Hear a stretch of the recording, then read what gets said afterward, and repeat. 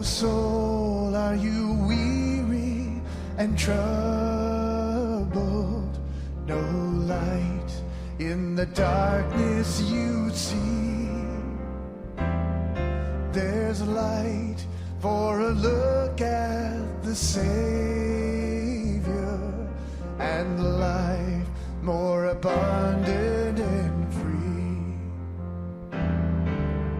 Turn your eyes upon Jesus, look full in his wonderful face. Muy buenos días, mis hermanos. Esperando que se encuentren bien en sus casas, les enviamos un saludo y un amoroso abrazo a distancia. Y queremos que recuerden que les extrañamos. Que extrañamos la comunión física que normalmente hacíamos cada domingo, cantando, escuchando y alabando a nuestro Dios. Creemos que ya falta poco el tiempo para que nos volvamos a reunir. Por lo pronto debemos de acatar las decisiones de nuestras autoridades civiles, de nuestros gobiernos federales, de los gobiernos estatales, de municipales, así como también de nuestros pastores, que con toda sabiduría analizan la información que cada día llega para tomar esas decisiones, cumpliendo con la autoridad, pero también viendo por el rebaño, viendo por nuestros hermanos, cuidando a nuestros hermanos más vulnerables que esta pandemia pueda atacar. Gracias a Dios por nuestros pastores. Dios tiene el tiempo exacto, tiene el tiempo preciso para que nos vuelva a dar esa bendición de estar juntamente, todos juntos alabándole. Y la iglesia se volverá a reunir físicamente y va a volver a experimentar ese gozo de alabar a Dios, todos los hermanos juntos en armonía, como lo dice la palabra. La enfermedad que actualmente está pasando la humanidad, el COVID-19, el coronavirus, este virus que es muy infeccioso, nos ha afectado dramáticamente la vida a todos. No tengo duda que en la iglesia, que en todas las iglesias, se está clamando a Dios. Se está orando por todos nuestros hermanos en Cristo, por nuestro país, por nuestro estado y especialmente por los trabajadores del sector salud, como son los doctores, las enfermeras, el personal que trabaja en estos hospitales, en estas clínicas, que están en la parte de enfrente, lo más adelante dando la batalla en estos tiempos difíciles. Mentiría si yo les dijera que no estoy preocupado o que no estoy estresado por este virus que nos afecta, por las consecuencias tanto sociales como las consecuencias económicas. No debemos entrar en pánico, no debemos empezar a acaparar cosas, porque nuestra confianza está en Dios. Sin embargo, también debemos de seguir los lineamientos que nuestras autoridades nos ponen, que son las responsables de organizarnos para hacer frente a esta pandemia. Autoridades tanto con el ámbito local como en el ámbito federal, en cuanto al distanciamiento social y a otras precauciones que debemos de tomar en cuenta para no caer en esta enfermedad, para no ser víctimas de este virus. Nuestra confianza debe estar en nuestro Dios. Pero hay una gran diferencia entre confiar en Dios y poner a prueba a Dios para protegernos. Nuestro Señor Jesús se negó a poner en peligro su vida de manera imprudente para poner a prueba la promesa de la protección que Dios tiene para con sus hijos.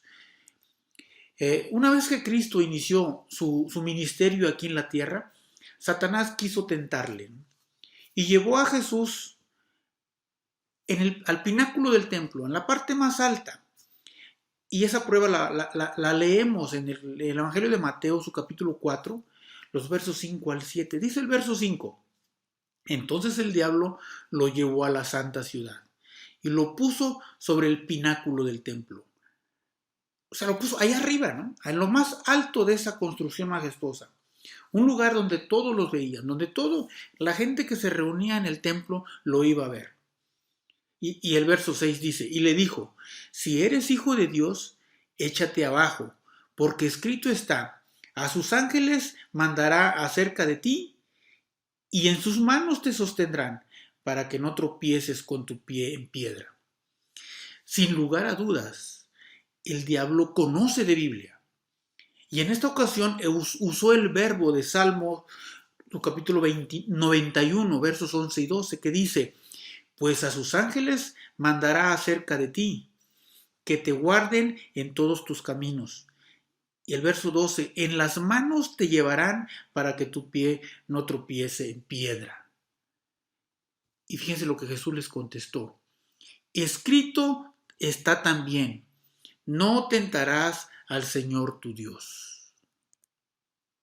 Con esta pandemia que estamos pasando, debemos ser cuidadosos no solo por nuestra propia vida, sino por los demás, y en especial por nuestras familias.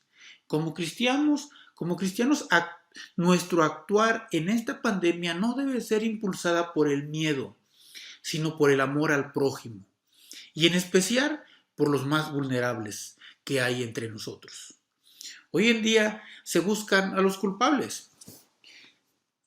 ¿Quién trajo este virus? Se busca al culpable. Unos dicen que fueron los chinos por haber sido el lugar donde emergió este virus. Otros que las potencias mundiales en sus pruebas que hacen. Por los hombres con ambiciones, por estar inventando armas biológicas para tener el control mundial.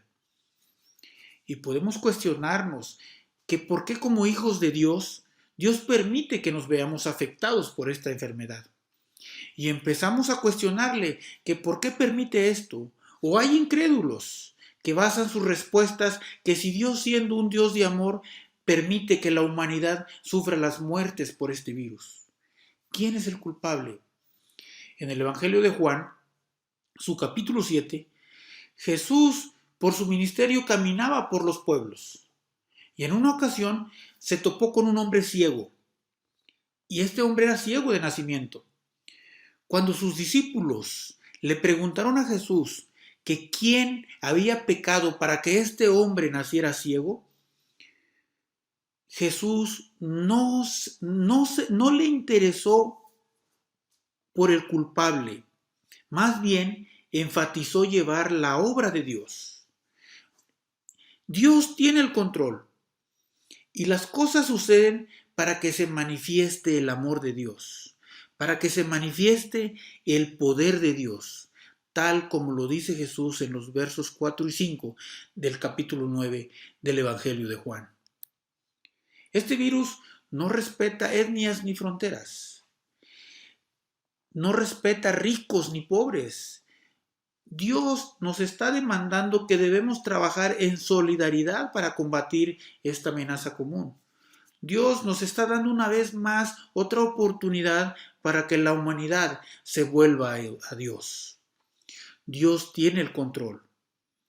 Hoy en día estamos viviendo encerrados, algunos con poca movilidad, y debido a la interrupción a nuestras prácticas normales que cada día hacíamos, debido a las restricciones físicas de distanciamiento, esta crisis nos ofrece oportunidades para aprender y crecer.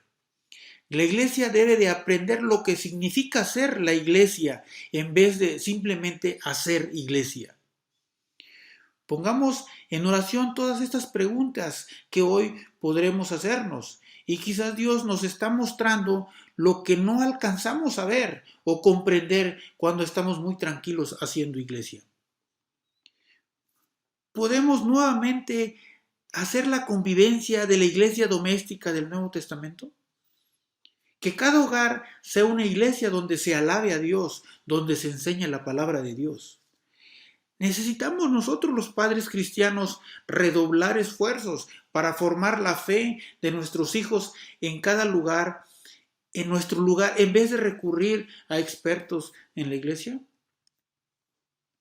Hoy en día, la tecnología del Internet es una bendición para muchos de nosotros, pero no debemos de depender demasiado de la tecnología, especialmente porque no todos tienen el mismo acceso a ella. En estos tiempos de incertidumbre, Cada cristiano necesita volver a aprender lo que significa confiar en Dios en lugar de confiar en nuestros logros económicos, en nuestros logros sociales. El distanciamiento social nos da la oportunidad de examinarnos a fondo para ver si amamos a Dios más de lo que amamos ir a la iglesia. Algo que he aprendido en esta pandemia es que este virus ha dejado al descubierto que hemos perdido el control. Estamos perdiendo el control de nuestros trabajos, de la vida social, incluso en nuestras iglesias. Los controles que teníamos en la sociedad no están funcionando y como consecuencia viene el miedo. A nosotros, los hijos de Dios, la Biblia nos dice que Dios a menudo nos dice que no tengamos miedo, porque aun cuando no estamos en control, Dios sí lo tiene. Dios sí está en control. Jesús, que nos ama tanto, que murió por nosotros, tiene el control. Y como Él nos prometió en Mateo 28:20, que dice, y les aseguro que estaré con ustedes siempre, hasta el fin del mundo. Esa es la promesa que tenemos. Esa es la seguridad que Dios quiere darnos. Dios tiene el control. Y si creemos que es Dios el que tiene el control de nuestras vidas, esta crisis la vamos a poder pasar con mucho aprendizaje, con mucha esperanza y bendecidos por la confianza que Dios nos da a través de su palabra.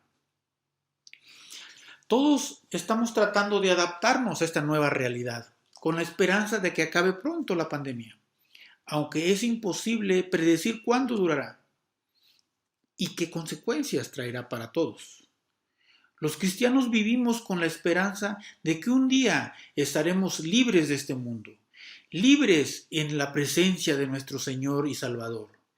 Es por eso que como hijos de Dios tenemos 3 virtudes, que son la fe, el amor y la esperanza. La fe en Cristo nos sostiene. Nuestro amor por Dios y por los demás nos definen. Y nuestra esperanza nos alienta a seguir adelante en medio de las dificultades, en medio de las luchas. En los estudios que tenemos en nuestros hogares, la Iglesia sigue con estos estudios del libro de las relaciones. Y en esta semana nos tocó llevar el tema de aceptándonos a nosotros mismos. Tema en el cual tiene como objetivo el de evaluarnos de cómo nos vemos a nosotros mismos y cómo nos mira Dios. ¿Cómo te ves a ti mismo? ¿Cómo te ves físicamente? ¿Cómo te ves espiritualmente? ¿Qué es lo que estás haciendo hoy en día? ¿Cómo te comportas en tu vida espiritual? ¿Cómo te comportas en tu vida en la iglesia, en la sociedad, en tu familia? Si te has analizado cómo es tu cuerpo, creo que todos vamos a coincidir que Dios nos dio un cuerpo que funcionalmente es perfecto. Cada órgano del cuerpo humano, Dios lo colocó donde debe de ir, desarrollando una función muy importante. Y lo vemos porque cuando uno de ellos empieza a fallar, todo el cuerpo lo resiente. Pero también hay algunos no les interesa saber qué tan perfecto es el cuerpo en su funcionamiento. Para ellos es más importante la belleza de su cuerpo físico.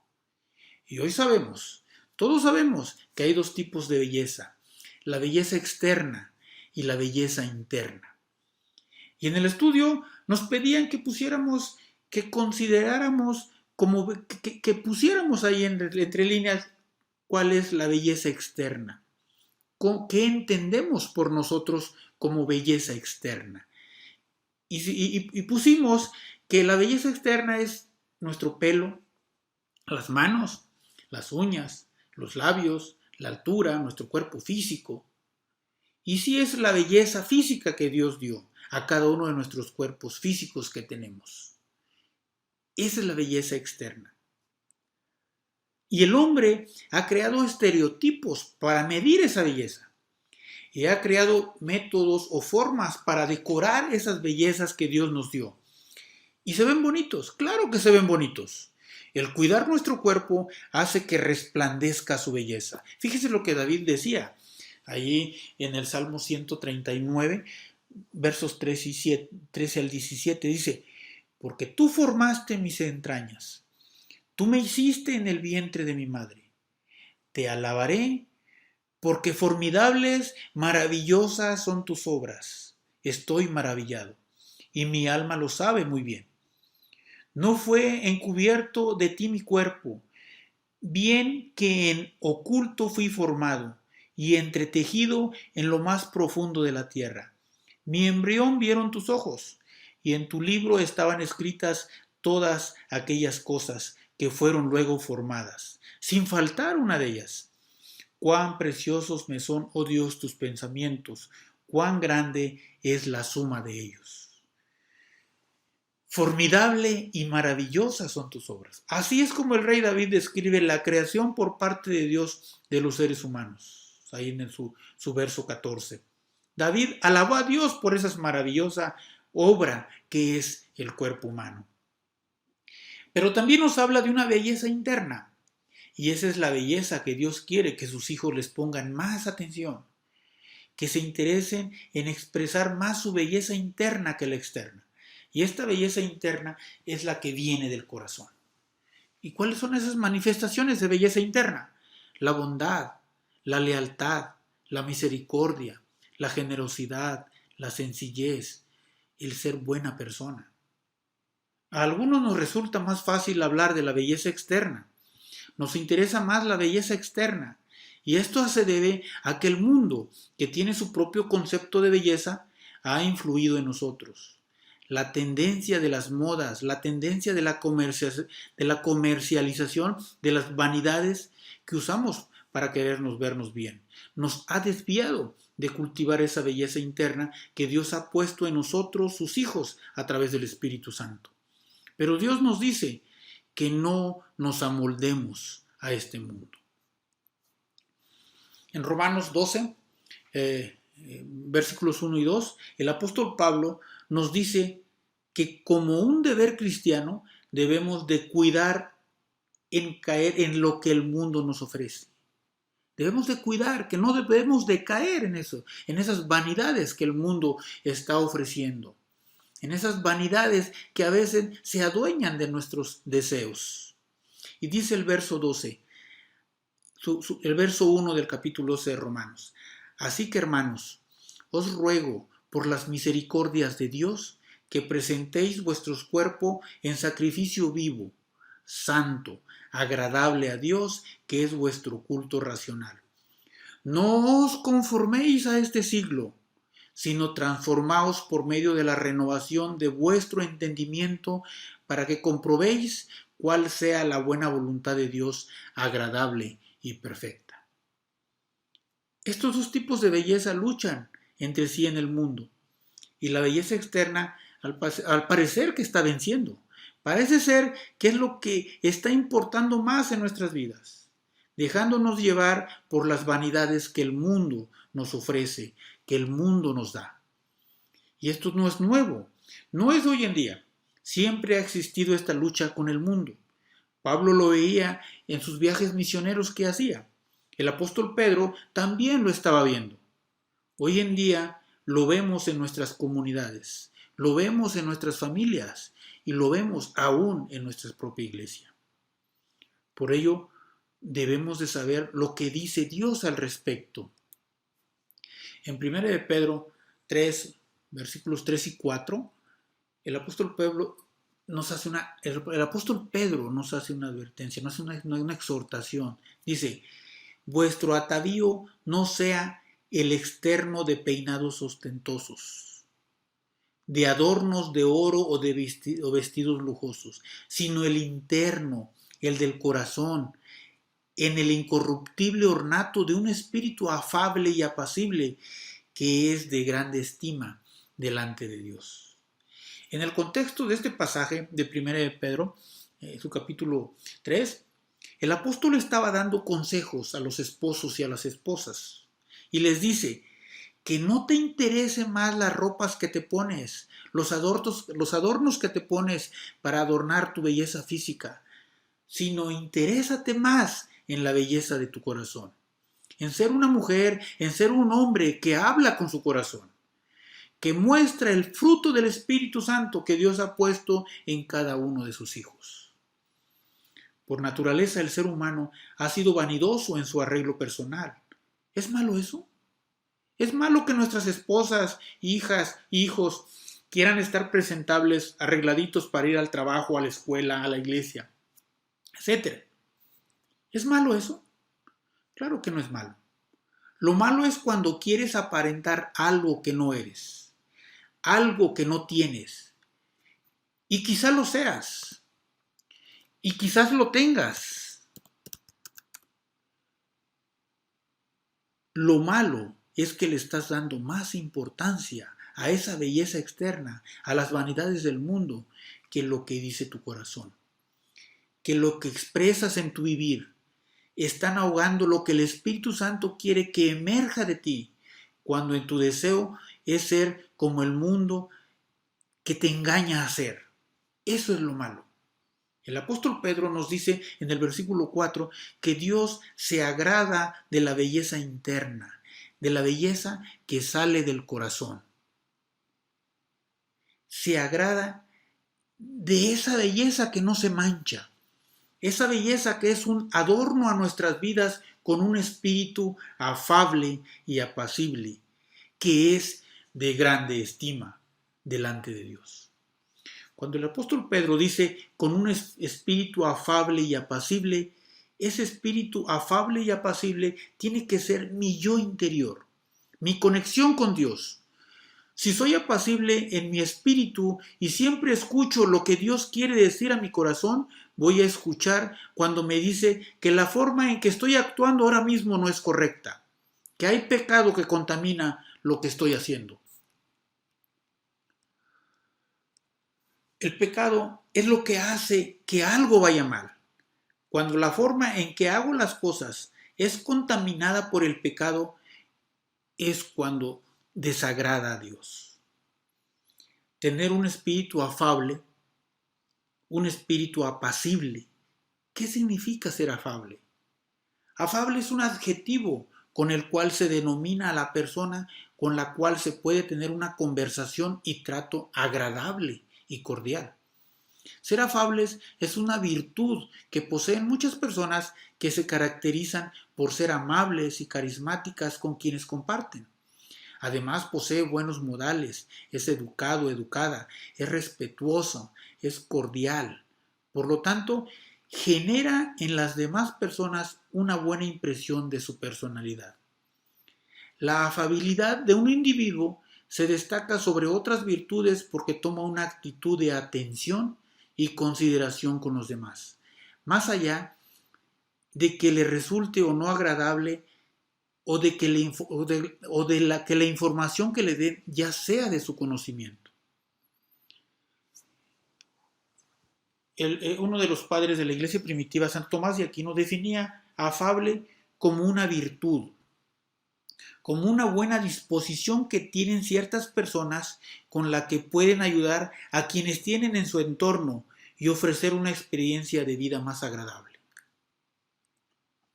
Ahora bien, como sinónimos de afable se pueden hacer uso de las siguientes palabras: simpatía, cariñoso, cordial, dulce, cálido, acogedor, sociable, atento, entre otros. Las personas afables suelen ser del agrado de otros, por lo que suelen tener muchas amistades e imponer respeto y confianza.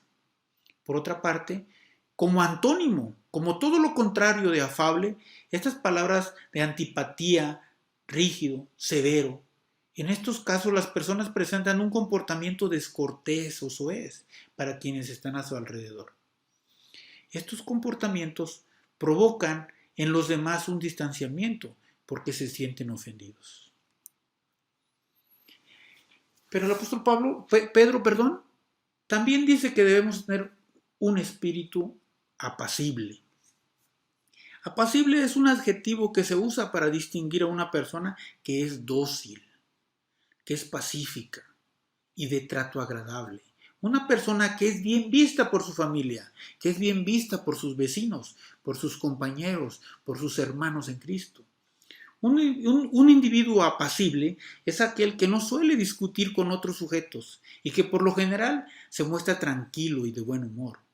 Puede decirse que alguien apacible no se enoja con frecuencia ni se manifiesta de manera violenta. Esta es la belleza que Dios le agrada.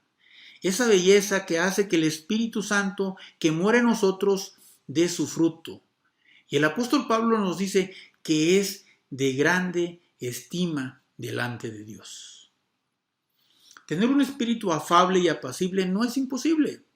El saber de que si tenemos este espíritu seremos de gran estima para Dios es increíblemente alentador saber que puedo tenerlo, sin importar mi personalidad, y que a través de este Dios puede guiar mi vida a la perfección. Él puede mostrarme la manera de liberarme por completo del pecado y de buscar lo mío propio. Que la belleza que busquemos no sea la externa. Que la belleza a la que le tengamos más atención no sea la externa.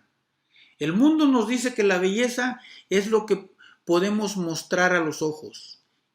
Y quiere engañarnos y mantenernos cautivos con cosas vanas, como son estar a la moda, tener un buen cuerpo, rasgos físicos atractivos, tener dinero, joyas, accesorios. 1 Pedro 3 nos dice que hemos visto que para el Señor la belleza es la interior, la del corazón. El Señor no ve tu apariencia física, Él escudriña tu corazón. Va más allá. Él ve lo que tu corazón está deseando. 1 Samuel dice, 16:7 dice, y Jehová respondió a Samuel, no mires a su parecer, ni a lo grande de su estatura, porque yo lo desecho. Porque Jehová no mira lo que mira el hombre, pues el hombre mira lo que está delante de sus ojos, pero Jehová mira el corazón. El arreglarnos externamente no es indebido. Al contrario, es necesario, pero no debemos descuidar el vestido interno. Somos verdaderamente bellos cuando gozamos de un corazón limpio de pecado, adornado con el fruto que produce el Espíritu Santo. ¿Y cuál es ese fruto que debemos de adornar? Con el que nos debemos de adornar. Ese fruto proviene de nuestro corazón. Y si tenemos el Espíritu de Dios, el Espíritu Santo en nuestro corazón, nuestros frutos van a ser lo que dice la carta del apóstol Pablo a los Gálatas, su verso 5, capítulo 22 y 23, que dice, mas el fruto del Espíritu es amor, es gozo, es paz, paciencia, benignidad, bondad, fe, mansedumbre, templanza. Contra tales cosas no hay ley. Si tu fruto es esto lo que dice Gálatas, tú eres agradable a Dios. Si vivimos por el Espíritu, andemos también en el Espíritu. Nadie puede decir que está lleno del Espíritu sin tener evidencia de estos frutos. ¿Cómo está tu cosecha? ¿Cómo estás manifestando que eres una nueva criatura? ¿Qué frutos está dando tu vida en Cristo? ¿Estás dando fruto que manifiesta que vives en el Espíritu? El sentido común nos dice que vamos a cosechar lo que sembramos. Si plantamos limones, obtenemos limones. No vamos a obtener sandías. Si plantamos un rosal, no esperemos que crezcan tulipanes. Podemos esperar cosechar lo que sembramos, pero muchos olvidamos este principio cuando se trata de la vida espiritual. El mundo nos engaña ofreciéndonos vanidades, con la cual medimos los resultados de nuestros trabajos, de nuestros logros, y medimos los frutos con los bienes materiales, con lo que eres ante la sociedad, cuando tienes un desastre en tu vida espiritual. Gálatas 6, su versos 7 y 9 dice, no os engañéis, Dios no puede ser burlado, pues todo lo que el hombre sembrare, eso también segará. Porque el que siembra para su carne, de la carne segará corrupción, mas el que siembra para el Espíritu, del Espíritu segará vida eterna. No nos cansemos pues de hacer el bien, porque a su tiempo segaremos si no desmayamos. Nuestra vida refleja dónde invertimos nuestro tiempo, dónde invertimos nuestra energía y recursos. Si estamos enfocados en nosotros y empeñados en experimentar tanto placer como sea posible, no debería ser sorpresa que nos quedemos vacíos e insatisfechos. En cambio, si buscamos oportunidades cada día para el crecimiento espiritual y para servir a Dios y a los demás, cosecharemos bendiciones eternas.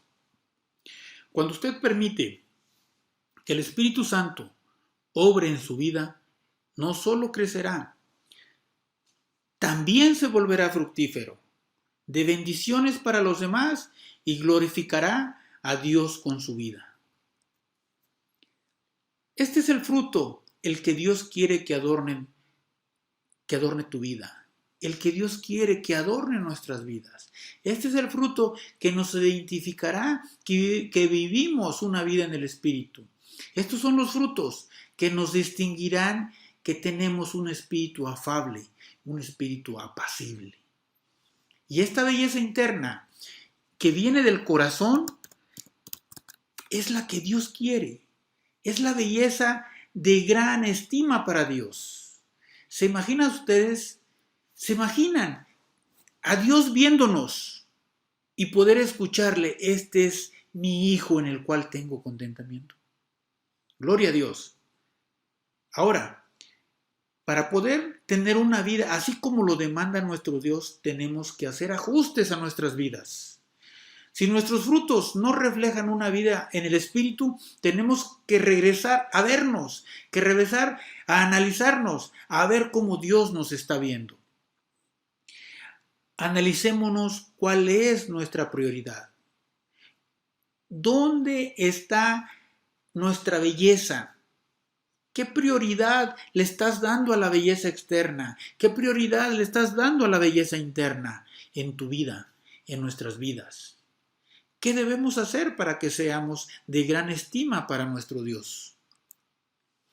El apóstol Pablo le decía a los hermanos de la iglesia de Éfeso, allí en su capítulo 4, verso 17 al 19, les mostraba cómo era la nueva vida en Cristo.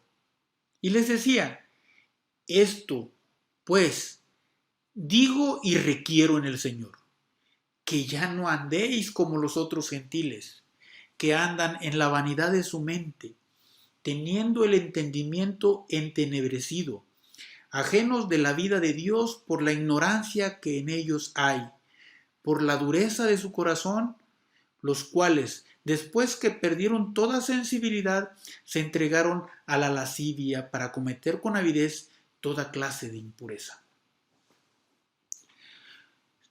En los primeros versículos de este capítulo 4, el apóstol Pablo nos dice cómo vivir una vida cristiana dignamente, cómo ser dignos de la sangre de Cristo que fue derramada por nosotros en la cruz del Calvario, cómo hacer honorable la vida cristiana a la que fuimos llamados. Pero en el verso 17, el apóstol Pablo nos describe qué es lo que no debemos de andar, qué es lo que no debemos, cómo no debemos de comportarnos. Dice el 17, esto, pues, digo y requiero en el Señor, que ya no anden como los otros gentiles. El apóstol Pablo nos da una exhortación directa a no seguir la conducta y el patrón de los incrédulos, a no seguir en las costumbres que tenías cuando estabas en el mundo sin Cristo, que no se conformen a lo que el mundo te ofrece, que no te conformes a este siglo, que no tenemos la forma del mundo y de sus costumbres para vivir, los cuales viven engañados. Y nos describe 7 maneras, las cuales han permanecido haciendo, se conforman y se quedan en esas costumbres que hacían cuando estaban en el mundo sin Cristo. Cuando nuestra atención está más puesta en la belleza externa, en esas cosas vanas, en la que nos sale mejor para aparentar lo que no somos, caemos en estas conductas de continuar haciendo lo que el mundo ofrece, y cuando permanecemos en este pecado estaremos expuestos a lo que estaba sucediendo en Éfeso en ese entonces. Y estos son los riesgos de caer. Dice en el verso siguiente, que dice, andan en la vanidad de su mente. El apóstol Pablo nos dice que estos cristianos viven en una ilusión que está sembrada en su mente. Esa vida ilusoria y sin sentido, encapsulados en una burbuja de algo pasajero, sin promesas y sin esperanzas, envueltos en una gran farsa que al final los conduce al infierno. Sin embargo, eso es precisamente la realidad de todo ser humano sin Cristo. Tristemente, muchos cristianos hoy en día están seducidos por esa ilusión y esa vanidad, atraídos por esa forma de vida mundana con promesas de felicidad y prosperidad que nunca llegan. Y si llega, no la pueden disfrutar porque están endeudados, porque están acabados. Pablo le dice a los hermanos de Éfeso, no vivan en esa ilusión. Pablo nos dice hoy en día, busquen la verdadera vida que está en Cristo. Si el Hijo os libertare, serán verdaderamente libres. Lo leemos en el Evangelio de Juan 8:36. Libérense de esas vanidades. Dejen en el pasado esa vida vieja que llevaban. Ahora son nuevas criaturas. Ahora representan a Cristo. Vivan como Cristo nos enseña. Otra cosa que podemos tener como consecuencia vivir en el pecado, vivir en el viejo hombre, es que tienen el entendimiento entenebrecido. Están ciegos, viven en la oscuridad. Por más preparados que se crean estar, no tienen la capacidad para distinguir la mentira y el engaño en el que están. Son títeres manejados por Satanás. Siguen una vida impuesta como animales domésticos. Su entendimiento sigue influenciado por el mundo. Quiere ser nueva criatura, pero su mente sigue en el mundo. Quizás estés en esta situación. Quizás te sientas aún influenciado por las vanidades mundanas. Pide a Dios que te libere del pecado y empieza a vivir una vida en Cristo. Ajenos de la vida de Dios.